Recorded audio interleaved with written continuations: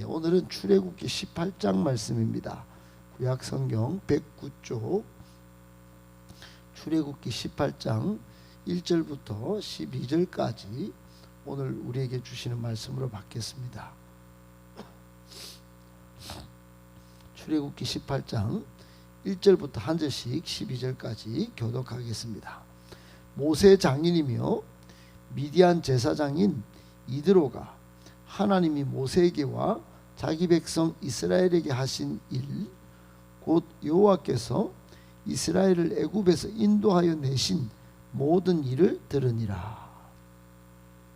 모세 장인 이드로가 모세가 돌려보냈던 그의 아내, 그의 두 아들을 데리고 왔으니 그 하나의 이름은 게르솜이라. 이는 모세가 이르기를 내가 이방에서 나그네가 되었다 하며,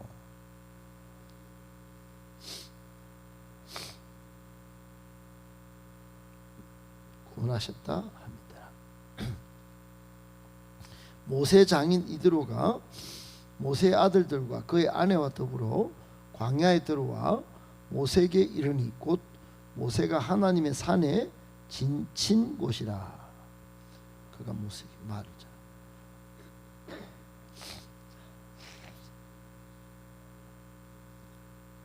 요한아. 모세가 나가서 그의 장인을 맞아 절하고 그에게 입맞추고 그들이 서로 문안하고 함께 장막에 들어가서 바로와 애굽 사람에게 모든 일, 길에서 그들이 당한 모든 고난, 여호와께서 그들을 구원하신 다 그 장인에게 말. 이드로가 여호와께서 이스라엘에게 큰 은혜를 베푸사 애굽 사람의 손에서 구원하심을 기뻐하여 찬송하라. 너희를 애굽 사람의 손에서, 바로의 손에서 건져내시고 그 백성 애굽 사람의 손 아래서 건지셨도다. 11절 12절 같이 읽겠습니다. 이제 내가 알았도다. 여호와는 모든 신보다 크심으로 이스라엘에게 교만하게 행하는 그들을 이기셨도다 하고, 모세 장인 이드로가 번제물과 희생제물들을 하나님께 가져오며 아론과 이스라엘 모든 장로가 와서 모세 장인과 함께 하나님 앞에서 떡을 먹으니라. 아멘.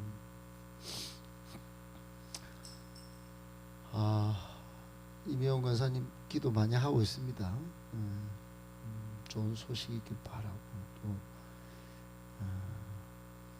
저희들이 같이 기도하겠습니다. 네. 오늘은 내가 전할 소식이라고 하는 제목 가지고 본문의 내용에서 세 가지 교훈을 받고 적용하며 기도하겠습니다. 성도는 첫 번째 교훈, 성도는 하나님이 이루신 구원의 소식을 널리 전하는 복음 메신저의 사명을 잘 감당해야 합니다. 성도는 하나님이 이루신 구원의 기쁜 소식을 널리 전하는 복음 메신저의 사명을 잘 감당해야 합니다. 우리는 사명이 있습니다. 그것은 복음을 전하는, 복음을 전하여 증거하여 수많은 사람을 살리는 그런 사명이 있습니다. 마가복음 16장 15절 16절에 너희는 온 천하에 다니며 만민에게 복음을 전파하라. 믿고 세례를 받는 사람은 구원을 얻을 것이요 믿지 않는 사람은 정죄를 받으리라. 예수님께서 말씀하셨습니다. 만민에게 복음 전하는 거, 이거 성도라면 당연히 지켜야 할 사명입니다. 우리가 먼저 구원을 받았으니 복음의 빚진 자로서 복음을 잘 전해야 하는 것이지요. 오늘 18장은 이스라엘이 아말렉과의 르비딤 전투에서 승리한 직후에 벌어진 일을 기록하고 있습니다. 모세 장인인 이드로가 지금 사우디아라비아 쪽에 있는 미디안 광야에서 거기 살고 있는데, 그 제사장 노릇을 하고 있는데 거기서 모세를 지금 방문한 사건입니다. 아마 모세 장인 이드로는 하나님께서 사위 모세를 통해서 이스라엘 자손을 그 강대국 이집트에서 출애굽시키시고 지금까지 인도하고 계신다는 이 기쁜 소식을 듣고 축하하러 왔을 수 있습니다. 이미 이제 홍해 사건도 끝났으니까 소문이 났겠지요. 그리고 그 전에 출애굽기 4장에 보면 이 모세 장인 이드로의 딸 십보라가 있습니다. 모세 아내죠. 십보라가 모세와의 사이에 낳은 아들 이 포피를 뵌 사건이 있습니다. 당시 할례를 하려고 돌칼로, 이게 지금처럼 수술 도구가 있는 것도 아니고 돌칼로 할례를 갑자기 행하니까 이 십보라는 다른 문화에 살고 있었으니 이게 희한한 일인 겁니다. 남편이 죽이려고 하나 이놈은 뭐 무슨 일이고, 그러면서 당신은 참으로 내게 피난편이로다 그러면서 막 소리를 지르니까 아내 십보라와 아들들을 장인 집으로 돌려보낸 일이 있습니다. 그러니까 십보라하고 두 아들들이 그때 이제 돌아갔는데 친척 집으로 이제 이 미디안 제사장인 모세 장인 이드로가 모세 아내와 두 아들을 다시 데려다 주려고 아마 축하하는 김에 같이 데리고 방문했던 것 같습니다. 오늘 본문을 쭉 읽어보면 어쨌든 근 1년 만에 이제 장인과 상봉을 했는데, 모세는 이미 그 전에 미디안으로 도망을 갔지요. 그 전에 이집트에서 사람을 죽이고 살인을 하고 도망을 가서 40년을 보냈는데 이제 1년 만에 다시 만난 겁니다. 모세는 참 할 말이 많았을 겁니다. 그동안 보지 못했던 처자와 밤새 이야기꽃을 피우고 싶었을지도 몰라요.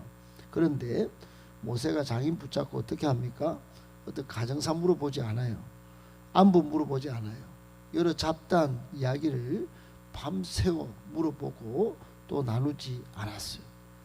먼저 오늘 1절 보면 뭐라고 했죠? 자신과 이스라엘 백성을 구원하여 인도하신 하나님에 대해서, 즉 그 구원의 은혜에 대해서 증거하고 있습니다.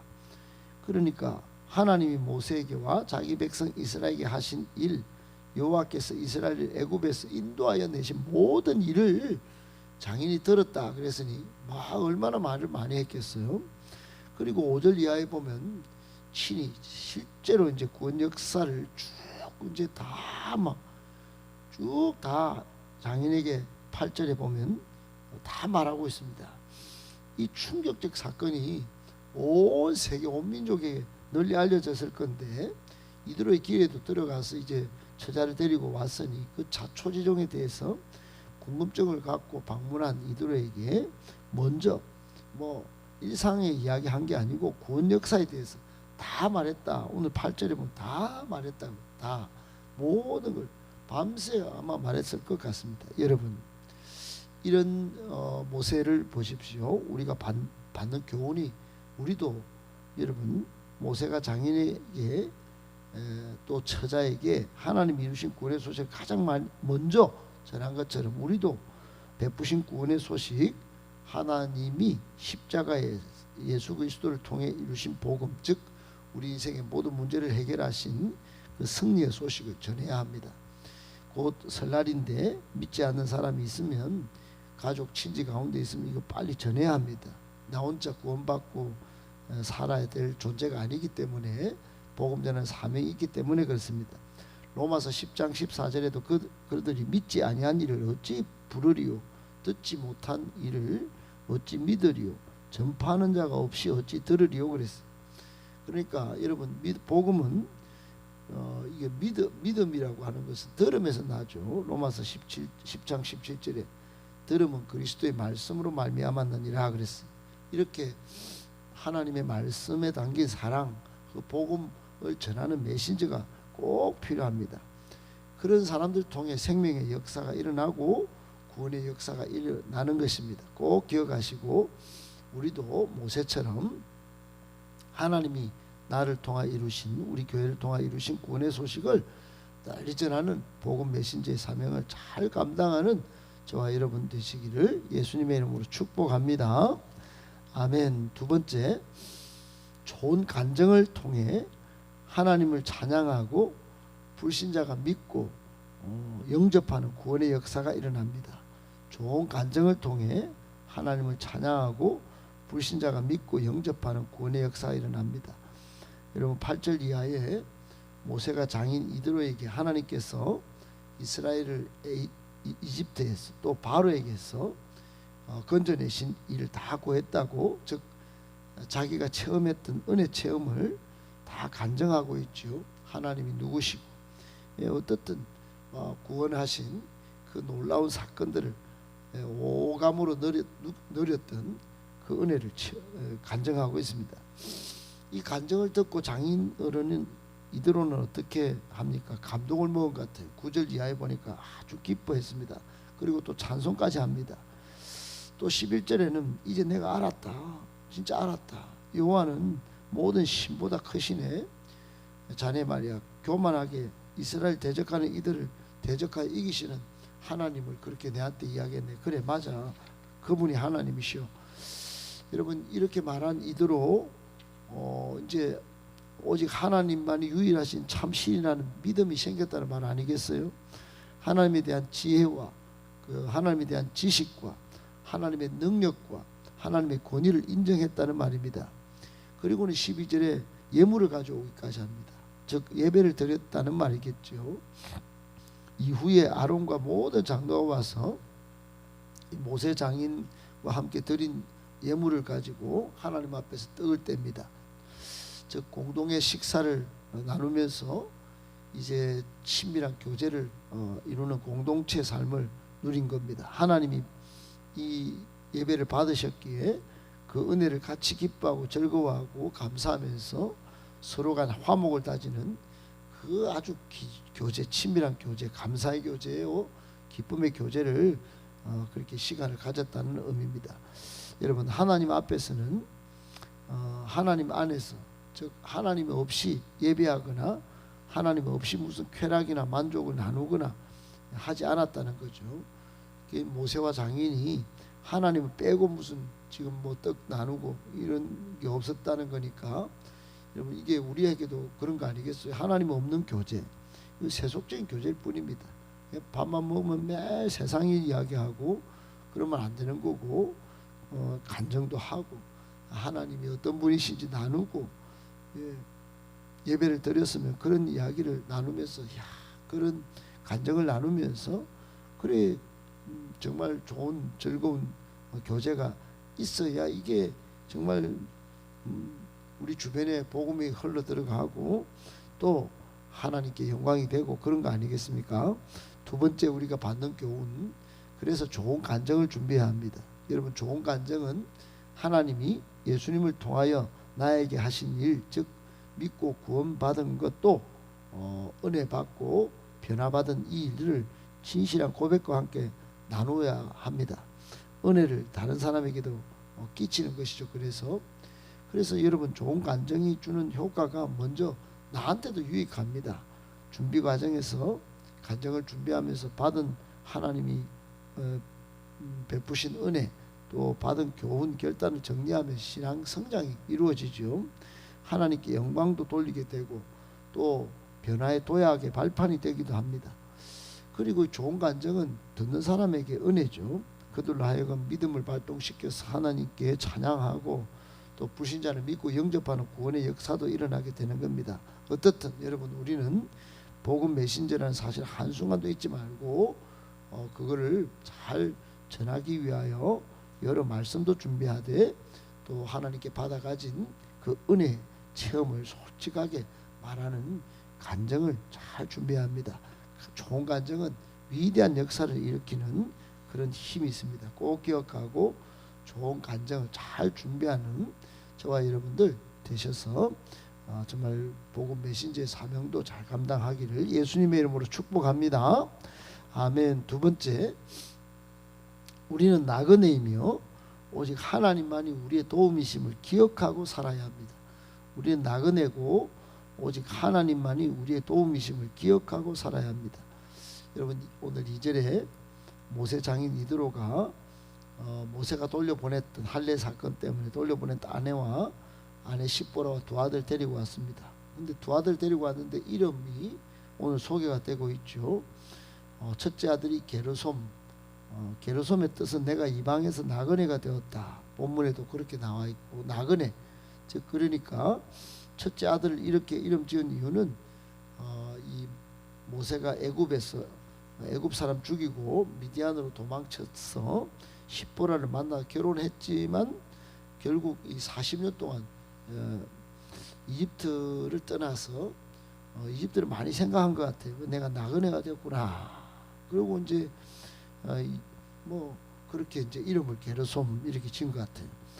근데 여러분 가만히 생각해 보면 모세는 뭐 이집트가 사실 고향도 아니죠. 그냥 옛날에 형들한테 팔려갖고 내려와가지고 뭐 이제는 거기 떠나야 되는 이방의 땅, 실제로 대적의 땅이었어요.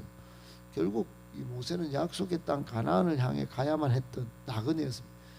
그런 것도 또 가나안 땅에 들어가지도 못해요. 한번 화를 내가지고 하나님이 그를 들이지도 않았습니다. 그러니까 모세는 평생 이제 120살까지 40살 이후에 120살까지 뭐 뺑뺑 돌아서 나그네 생활을 삽니다. 우리도 그렇습니다. 우리도 천국길 가는 동안 나그네임을 꼭 기억해야 합니다. 천국 가는 순례길을 계속 걷는 나그네입니다. 게르솜 인생인 거죠.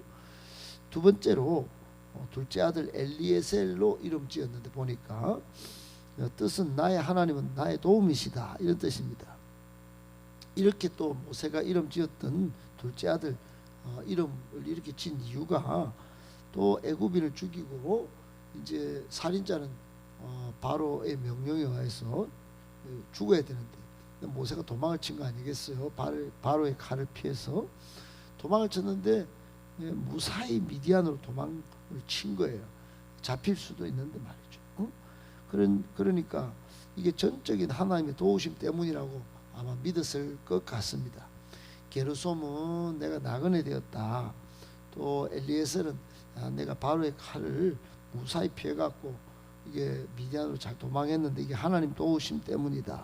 이렇게 아마 생각하고 둘째 아들 십보라 만나가지고 애 낳고 아마 그렇게 지었던 것 같아요. 어떻든 여러분 모세는 자신에게 닥쳤던 이런 수많은 나그네 된 거 그리고 미디안으로 잘 도망친 이 불행한 일 속에서도 오직 하나님만 생각하고 자신의 처지를 그렇게 돌아보면서 살았던 것 같습니다. 계속 뭐 일만 생기면 기도하고 또 이렇게 엘리에셀을 통해서 이름을 진 것 보더라도 모세는 하나님의 은혜를 잊어버리지 않으려고 아들 이름까지 그렇게 짓고는 한껏 다른 면모를 보이고 있죠. 앞으로도 하나님 도우심으로 살겠다 이런 믿음에서는 아닐까요? 저도 예수 믿고 이제 아이들 이름을 준욱, 예슬, 예희 이 각자에 다 예수님의 은혜 또 하나님의 역사의 의미를 다 담았습니다. 성준할 때 주는 요셉의 준수한 모습, 다윗의 준수한 모습을 좀 담고 살아라 해서 준으로 지었고 욱은 빛날 욱자 빛이신 예수님을 닮아가라고 이어가라고 이을 성자에 그렇게 지었고 예슬 예희도 예수님을 찬양하고 기뻐하라는 삶을 신앙 고백을 담아서 그렇게 이름을 지었습니다. 어떻든 여러분 뭐 이래야 되지 않을까 그렇게 생각하고 그렇게 한 건데 우리가 받는 마지막 교훈이 그렇습니다. 우리에게 가장 중요한 건 자신의 정체성을 빨리 발견하는 겁니다. 나는 나그네일 뿐이고 본향을 사모해서 살아가는 사람이다. 히브리서 11장에 보면 우리는 본향을 위해서 계속 살아가는 사람들이 하늘에 고향이 있습니다. 그러므로 이 세상에 너무 욕심을 두지 말아야 합니다. 또 엘리에셀이나 이름처럼 이제 하나님의 도우심을 받으려고 하나님을 의지해야 되는 것이죠. 그런데 실제로 하나님은 모든 환난에서 우리를 구원하시는 그런 나의 도우심 아니십니까? 꼭 그런 걸 기억하고 오늘도 또 올 2026년에도 하나님의 도우심을 기억하고 늘 기도로 하나님의 도우심을 받고 살아가는 저와 여러분들 다 되시기를 예수님의 이름으로 축복합니다.